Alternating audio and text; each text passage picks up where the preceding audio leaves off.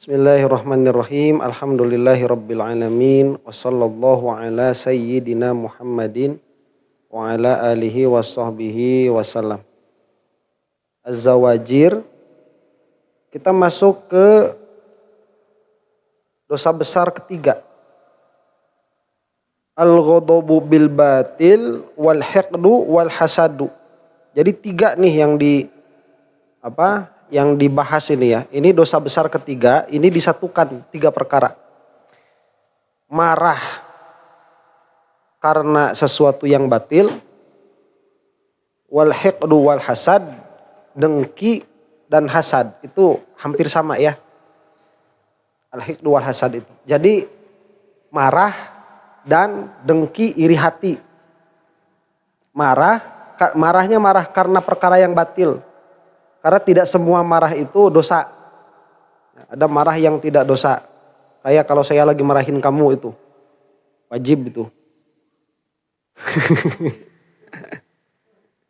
Lamma kanat hadhihi thalathatu bainaha talazumun wa tarattubun idzil hasadu min nataijil haqdi.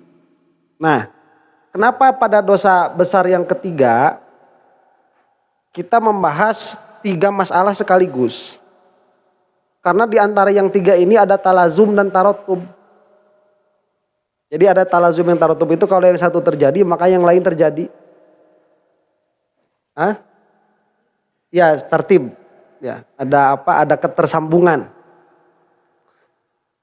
Kenapa demikian? Karena hasad itu gara-gara hakdun. Hasad itu gara-gara dengki. Wal haqdu atau hikdu itu ya, min nataijil ghadab, itu karena ghadab. Jadi pertamanya itu ghadab dulu, sudah ghadab hikdun dengki, sudah hikdun hasad. Jadi yang namanya hasad ini berarti dia sudah lebih parah daripada ghadab ya, daripada marah. Nih mana dulu ya kita bahasnya, hasad dulu nih. Hasad ini kita itu menginginkan nikmat yang ada pada orang lain dengan syarat nikmat yang ada pada orang lain itu hilang. Itu hasad tuh. Jadi daripada melihat orang bahagia, lebih baik sama-sama menderita. Itu apa? Hasad. Ya. Menderita bersama. Iya. Makanya kayak siapa itu? Kayak si iblis. Si iblis itu hasad sama Nabi Adam tuh. Daripada dianya yang tobat, mending Nabi Adamnya masuk neraka. Karena Nabi Adamnya nabi maksum, nggak bisa anak-anaknya, anak cucunya itu itu udah kacau itu. Ya, udah kacau tuh. Biarin saya mah nggak kaya juga asal dia miskin. Makanya datang ke dukun bukan minta pesugihan, tapi minta disantet orangnya itu. Iya, kalau misalkan orangnya datang ke dukun minta pesugihan, itu secara keadaan hati masih mending. Karena dia urusan orang lain mau bahagia, tapi saya juga mau ikut bahagia tuh. Ya, masa dia saja yang jajan pizza, saya enggak. Datang ke dukun, Pak dukun, saya juga pengen dong jajan pizza. Ya udah, kamu sembelih nih kambing warna hitam. Berapaan? 2 juta. Kok dukunnya malah jualan kambing, ya. Bodoh tuh, ya. Itu apa? Hasad. Jadi nggak mau ditinggiin sama orang lain tuh nggak mau. Kenapa ada hasad? Itu karena ada hikdun, karena ada dengki. Ini saya dengki itu agak susah mengidroknya itu di mana ya? Karena saya tidak punya dengki kepada orang lain, jadi saya tidak bisa. Jadi tidak tahu ya. Ya gimana mau dengki? Apa dengki itu gimana ya? Bingung. Lah kalau goto pegawaian aing ya. Oh goto pegawaian aing emangnya. Marah-marah. Pokoknya mah asal ada sesuatu tidak sesuai dengan keinginan tuh. Ya, nah itu ada sesuatu. Jadi marah itu dia salah satu akibat dari tidak menerima takdir. Ya, realita tidak sesuai dengan ekspektasi. Marah tuh. Kita lihat ada acara makan di YouTube tuh kayak yang enak gitu kan. Kita datengin tempatnya, udah ngantri lama. Pas Pas dicobain enak keneh baso tetangga sok jadi hate atuh. Ya, marah gitu tuh langsung kirain. Nah. Nah, begini maka kanat bimanzilati khoslatin wahidatin. Maka ketiga perkara ini dia seperti satu paket tadi. Seperti sama. Karena dia tarotub. Maka seolah-olah ini sama. Falidzalika jama'tuha fi tarjumatin wahidatin. Karena itulah saya mengumpulkannya pada satu judul. Li'anna dzamma kullin yastalzimu dzammal akhar. Karena menghina seluruh itu melazimkan kepada menghina yang lain. Ya. Idz dzammul far'i wa far'ihi yastalzimu dzammal asli wa aslihi. Karena mencela furu' dan furu'nya furu' itu melazimkan kepada mencela asal dan asalnya asal. Jadi kalau misalkan furu' atau bahkan furu'nya furu' dari sesuatu ini dicela, maka asalnya ini pasti dicela dan asalnya asal juga pasti dicela. Karena hasad itu tercela dan hasad ini adalah far'un dari ghadab, maka ghadabnya pun dicela. Ya. Jadi mana yang far'un dari mana? Hasad, far'un dari ghadab. Ya. Makanya tidak akan hasad kalau tidak bisa menerima takdir itu. Kalau bisa menerima takdir, dia tidak akan hasad. Hasad itu gara-gara tidak menerima takdir. Demikian hikdun, demikian ghadab. Nah, ya. Nah, wabil aksi dan sebaliknya. Apabila kita memuji far'un, kita juga memuji usul. Allah Ta'ala telah berkata Allah Subhanahu wa taala. A'udzubillahi minasyaitonirrajim. Bismillahirrahmanirrahim. إذ جعل الذين كفروا في قلوبهم الحمية حمية الجاهلية فأنزل الله سكينته على رسوله وعلى المؤمنين وألزمهم كلمة التقوى وكانوا أحق بها وأهلها. Nah, tatkala Allah Subhanahu wa taala menjadikan bagi orang-orang kafir di dalam qalbu mereka al-hamiyata, hamiyah. Hamiyah itu passion. Ya, passion apa itu? Gairah. Jadi dia sesuatu yang tertimbul, terpercik di dalam qalbu. Yang mana dia itu menjadikan motivasi untuk berbuat. Itu hamiyah. Nah, hamiyah ini dia ada karakteristiknya. Nah, Allah Subhanahu wa taala menjadikan pada orang-orang kafir itu hamiyahnya itu hamiyah jahiliyah. Hamiyah jahiliyah. Jadi apa? Orang itu tidak bisa settle. Tidak bisa sakinah, enggak bisa tenang. Pokoknya begini nih. Kita itu gak kebayang ya hidup, mudah-mudahan jangan sampai. Amit-amit, naudzubillah min dzalik. Ari orang kafir, itu keadaan hatinya sehari-hari gimana tuh?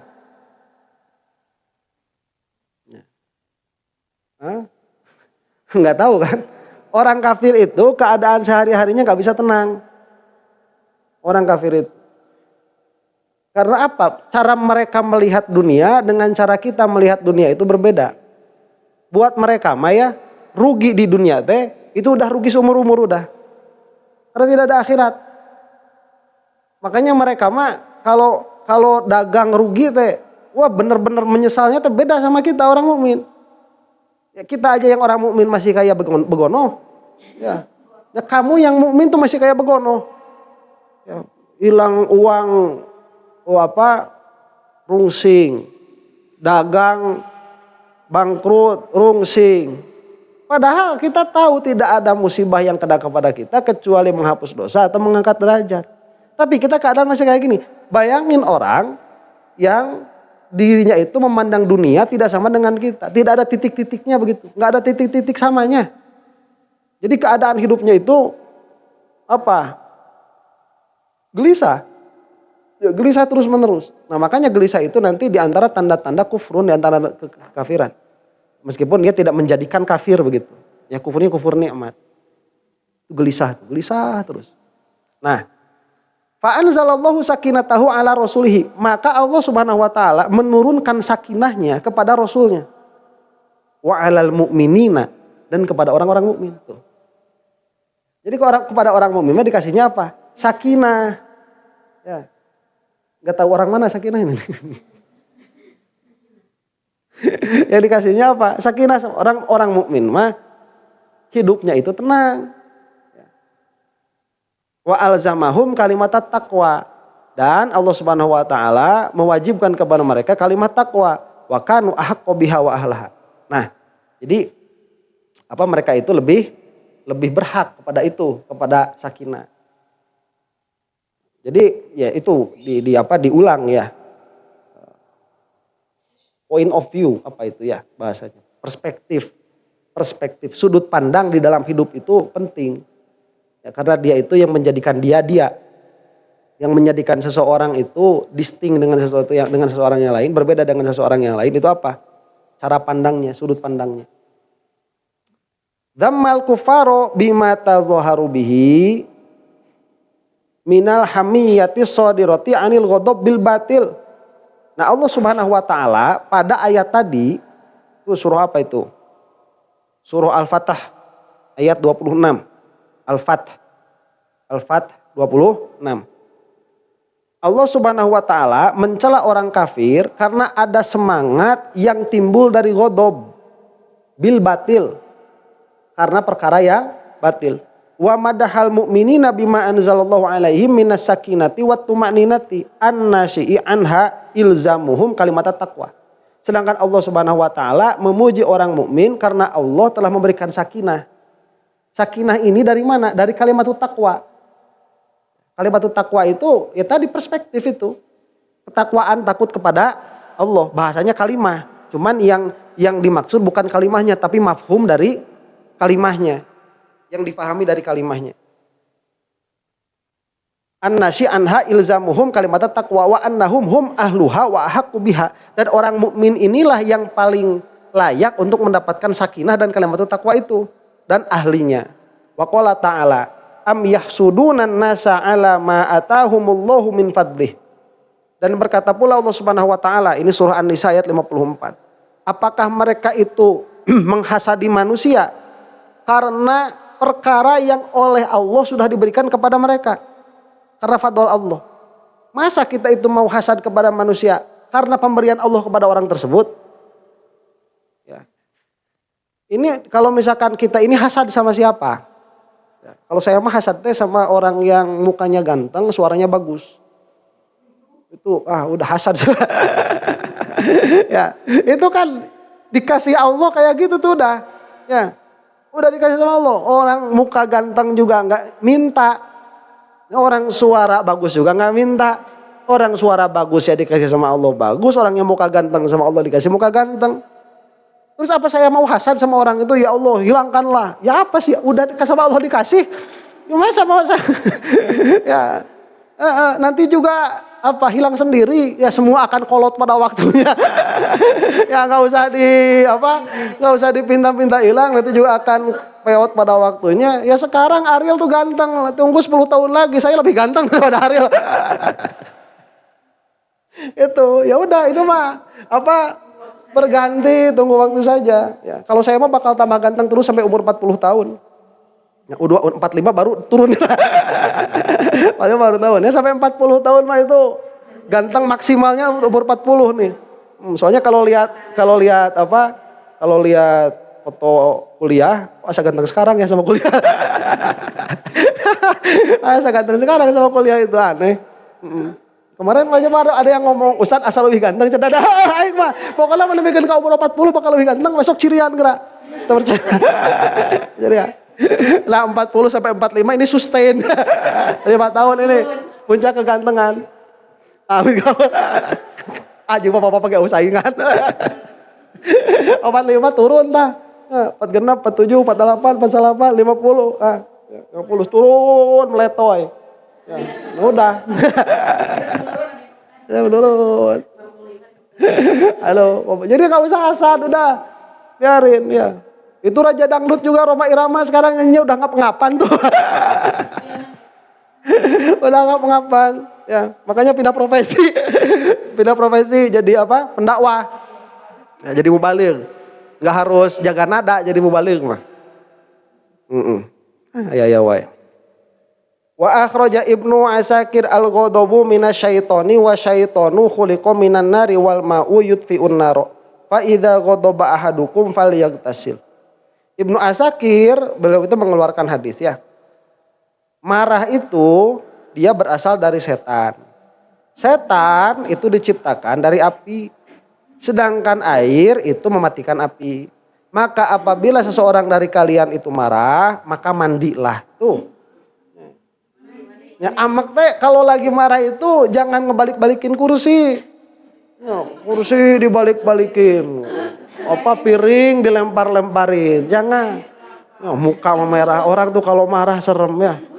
Oh, mata tiba-tiba bolotot ya. Muka memerah bukan Rona. Aja. Ada di sini apa ya? Ya enggak. Itu kalau manusia itu kalau lagi marah dia mengeluarkan seluruh kemampuannya untuk merusak. Samampuna. Ya. Nah cuman cewek mah ya kalau lagi marah mampunya itu merusak bibirnya saja. Udah dagang tuntut, udah nggak bisa ngapa-ngapain lah mampunya di situ. Ya kalau dia itu mampu membakar yang dimarahinya sama dia dibakar itu. Wah, duruk sia. Cuman gak mampu dia. Ya, mampunya itu cuman merubah wajahnya saja. Ya, rek deungel teu wani. Rek bepeuskeun piring kudu aing deui nu balanja. Rek ngabalikeun kursi kudu aing deui nu beberes. Ya, kalau cowok mah marah balikeun kursi da pamajikanana nu beresanana. Nah, ya, kalau saya ini marah mecahin piring siapa nanti harus beles beling ya nggak ada. Makanya marah itu cuma mampunya apa? Merubah wajah.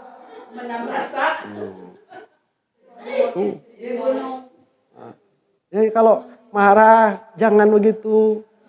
Mandi. Mandi udah mandi, kamar mandi pakai shower ya. Masih enggak apa? Masih enggak mempan, neuleumekeun maneh. Nampak ya. Paeh teh. Aduh, kalau mana gitu mandi. Wabni abid dunya wabni asakir. Wabnu abid dunya wa ibnu asakir ijtanibil ghadaba. Jauhilah orehmu marah. Nah ini terakhir ya sebelum kita sudahi sesi yang ini. Sebetulnya marah itu dia termasuk kalau kata siapa itu Masya Allah, Bekri, kata beliau itu ghadab, marah itu termasuk makulatul infial. Jadi udah marah mah gimana? Masa kita disuruh jangan marah? Ya. Jangan suruh saya tidak marah, suruh suami saya jangan pika keheuleun kan begitu. Karena marah mah kan di luar kuasa kita. Kan begitu? Ya, iya tuh gitu. Ya. Kan begitu. Ya orang marah ya. Marah itu kan reaksi. Jadi min makulatil infial. Marah itu reaksi.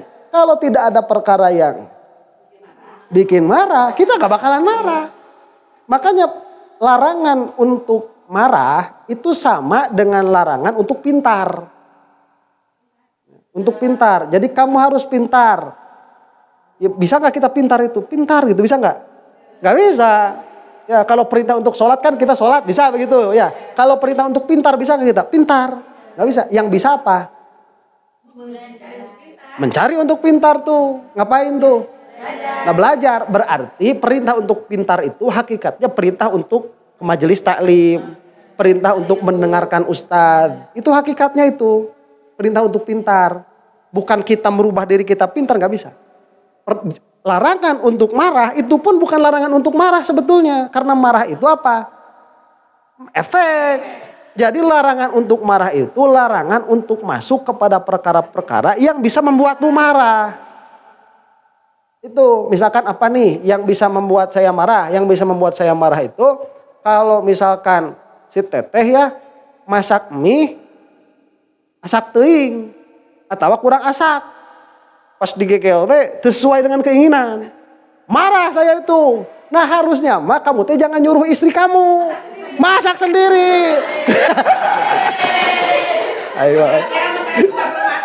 Nah gitu. Aing salah mere contoh. Atau suruh siapa? Ya kamu kalau nyuruh orang ya kayak gitu.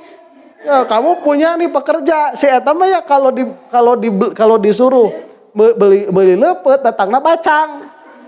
Ya, dititah beli bacang, datangna naon combro.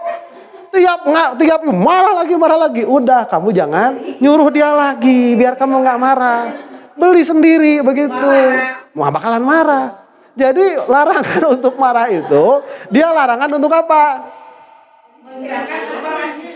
Menghilangkan sumber kemarahan. Sekarang tinggal tanya aja itu, kamu itu kalau marah kenapa? Marah itu kenapa? Ya. Misalkan gara-gara suami suka telat pulangnya, ya udah kamu tidur sebelum suami kamu pulang. Biar gak tahu jam berapa. Ya, dan gak usah marah. Ya. Udah, jangan cari-cari sumber. Yang bikin kamu marah apa? Saya suka dengar dari orang suami saya begini dan begitu. Ya udah, kamu jangan dengerin orang. Selesai begitu. Ya. Jadi itu cari apanya? Cari sumbernya. Makanya tidak semua marah itu tercela. Ya kalau saya ngelihat kamu bodohnya kebangetan. Ya mau gimana tuh? Ya itu mah udah kewajibannya. Makanya kita melihat beberapa kali Rasulullah Shallallahu Alaihi Wasallam itu apa? Marah. Ya. Jadi larangan untuk marah itu dia larangan untuk mencari sumber-sumber kemarahan. Ya. Sumber kemarahan kamu itu apa? Ya. Nanti sumber hasad apa sama? Ya, sumber hasad apa? Ngeliatin status orang, ya udah tuh status orang jangan diliatin. Ya, nggak usah dilihat ya. Nggak ada kerjaan. Saya itu kalau misalkan lihat-lihat yang flexing itu suka ketawa aja. Jadi nggak kayak gitu. Karena saya emang ngelihat orang yang flexing itu bukan pengen hiburan, pengen ketawa. Itu ya, pengen haha aja, pengen ketawa aja gitu. Kalau misalkan kita lihat orang yang flexing kalah jadi menderita. Ya, wah udah. Ya.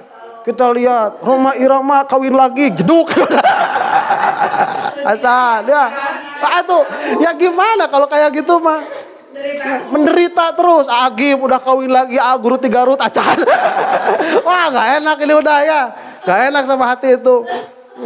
Masih stalking, masih ghosting. Ini keadaan hati akan berubah. Ya, makanya hindari perkara-perkara sumber-sumber kemarahan. Demikian wallahu a'lam bishawab. Kayaknya udah aja dulu ya. Apa enggak?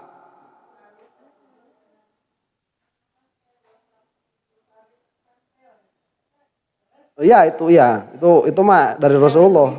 Jadi kalau misalkan kita itu kan gini ya, kalau kita itu saking sebel sama orang kan enggak mau nanya tuh. Enggak mau nanya dan itu berlaku dan itu dikasih batas sama Rasulullah 3 hari. Ya, emang mau gimana lagi tuh ya? Emang mau gimana lagi? Kita tuh kalau udah sebel sama orang, gak mau ngomong udah emang. Ya, gak mau ngomong. Sebel sama orang, jangan orang-orang lain yang jauh ya, sama suami aja sama istri gitu yang dekat itu. Kalau lagi apa? Sebel kalau lagi marahan untuk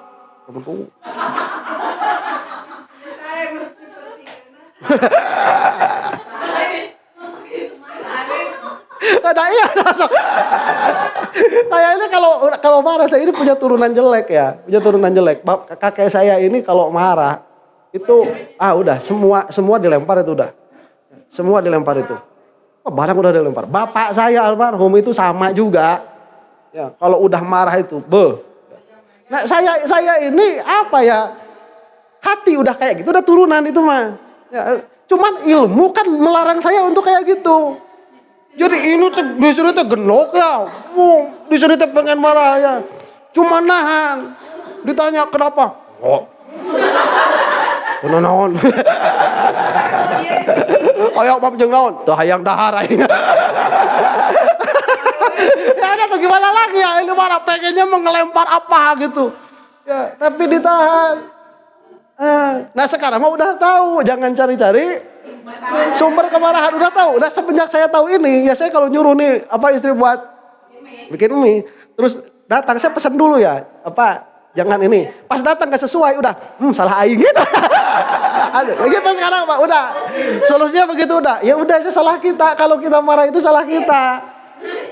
Iya, kenapa kita itu bikin nyuruh orang bikin. Cuman ya kalau misalkan kita udah terlalu sebel sama orang, wajar kan kalau nggak mau ngomong ya. Karena kalau ngomong itu nanti beletuk semua ke bawah, ke mantan-mantan. Ke bawah, kejadian 3 tahun, 4 tahun bareto, ke bawah kabeh pun ngomong. Udah kita diam. Itu tidak halal kecuali 3 hari itu. 3 hari. Itu kita boleh diam-diaman boleh 3 hari. Ya Ustad. Ada Ustad. Diam. Ka Ustad ari keheul ka jelema butuh anu ilmuna. Datang. Nulis. Ayo bari taroskeun. Aduh. Lamun aya. Lamun aya jadi. Ayo. Ya, keheul ka jelema butuh anu ilmuna ya. Itu boleh lah 3 hari itu udah maksimal tuh. Nah, enggak ada. Entah bisa ketutuluyan aja. Gitu ya. Udah, saya mau kamar mandi dulu nih. Kita tutup dengan hamdalah saja ya. Alhamdulillahirabbil alamin. Wassallallahu ala sayyidina Muhammadin wa ala alihi wasallam. Assalamualaikum warahmatullahi taala wabarakatuh.